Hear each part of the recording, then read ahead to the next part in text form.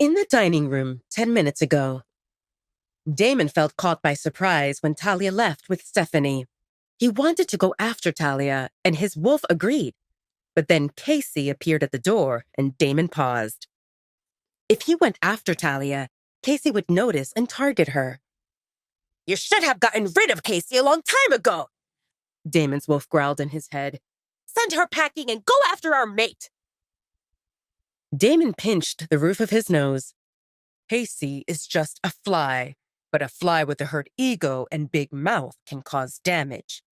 Even if she doesn't know that Talia is my mate, just the fact that I'm treating Talia differently will put a target on her back.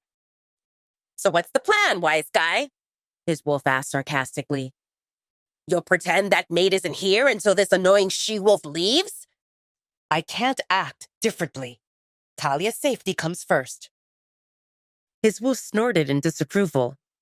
"How about you go and every she-wolf in a 10-mile radius? And that way, no one will suspect you have a mate." Damon gritted his teeth in annoyance. "If you don't have anything useful to suggest, then go back to sleep." By this time, Casey stood next to Damon, grinning at him. "Why are you here?" Damon asked Casey grimly and pointed at the door through which she came in. "Who gave you the right to reprimand my pack members? And who allowed you to stay in a room?" "Damon, baby!" Casey leaned in to hug him, and Damon stood up, dodging her by a hair. "It's Alpha Damon!" Damon snapped and released his alpha aura, making her lower her head in submission. Did she ignore his questions, thinking that getting chummy would fix things? Since when did he easily fall for pleasures of the flesh? Damon's rage directed at Casey, but Caden and Maya also lowered their heads. No one could deny that Damon could suppress them easily without lifting a finger. This did not align with the usual scenario. Normally, Damon would let Casey greet him with a hug and kiss. Yes, he would always reject Casey as his Luna, and he told her that she couldn't call herself his girlfriend or anything related to him. But Casey suited a temporary release.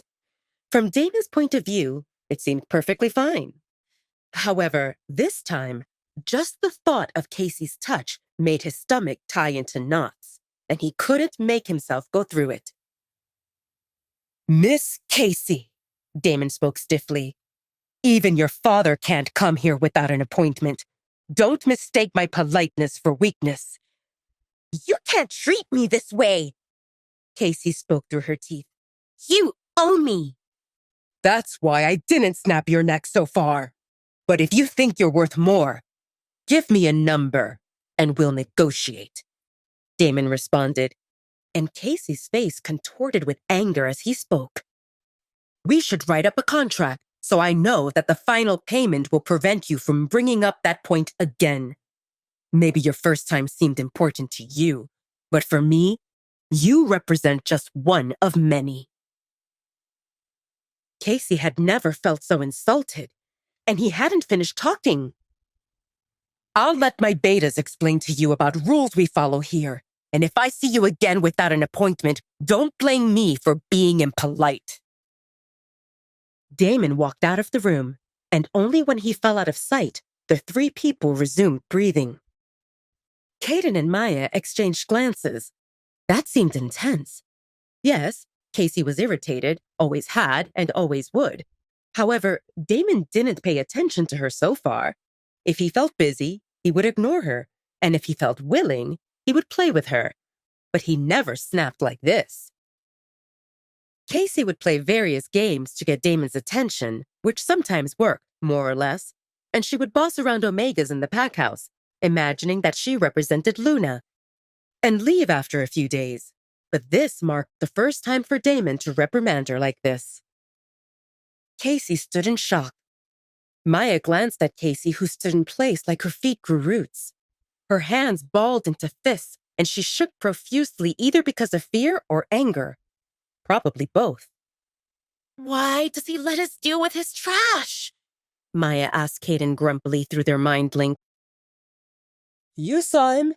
If he deals with her, We'll have a task to come up with an explanation of how Casey died on our territory.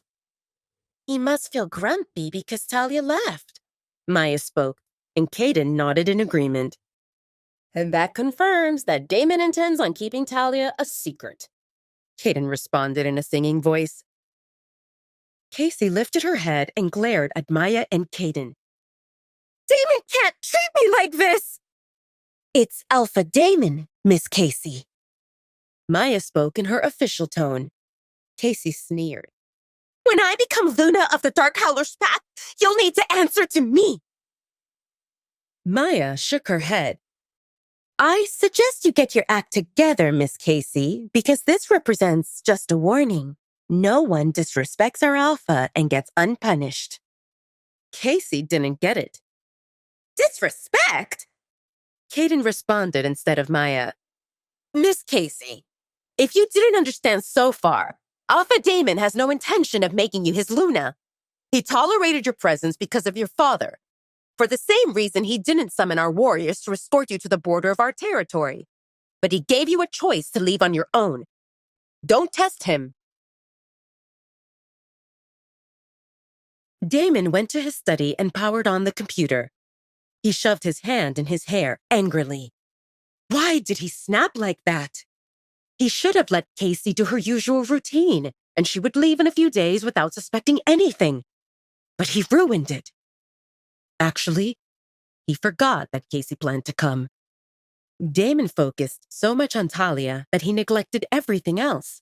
Now that he thought about it, if Casey figured out that Talia stayed here, it wouldn't take her long to assume how Talia seemed important to Damon, and that would suffice to start rumors. Rumors spread faster than a wildfire, and it would only take a matter of time before someone came for Talia. What if he couldn't protect Talia?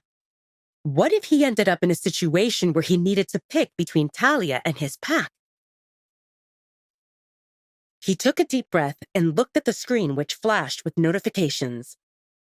Just as he expected, his inbox flooded with unread emails. Damon didn't feel like working. What he really wanted involved going to the 3rd floor and spending time with Talia, or at least confirming how she fared. Damon mind-linked Stephanie. What is Talia doing? She's picking clothes from the stash that Lisa left behind. Damon frowned. Why did you give her secondhand items? Because she has nothing else to wear, Alpha. Maya will take her shopping, but until then, these will do. Nothing seems wrong with these clothes. Lisa barely wore them, and some still have tags on. Damon grumbled internally. He wanted to dress Talia in high-end designer clothes, and not some no-name labels from the mall that someone else left behind. Why would she wear shabby clothes if he had plenty of money? Damon's money existed for Talia to spend. Damon decided to take Talia shopping, and he would personally pick clothes for her. Damon regretted that he didn't get to show Talia her room personally, so he had to ask, did Talia like the room? Talia seems like a quiet girl. She didn't say anything, but I think she likes it, Stephanie responded. Damon remembered that when it involved just the two of them in the forest, Talia talked and smiled, and she didn't make a big deal about them holding hands until Stephanie showed up.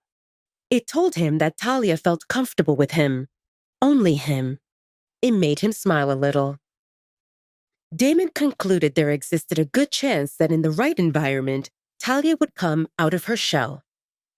How long will Casey stay? Stephanie's question, which came through their mind link, pulled Damon out of his thoughts. I don't know.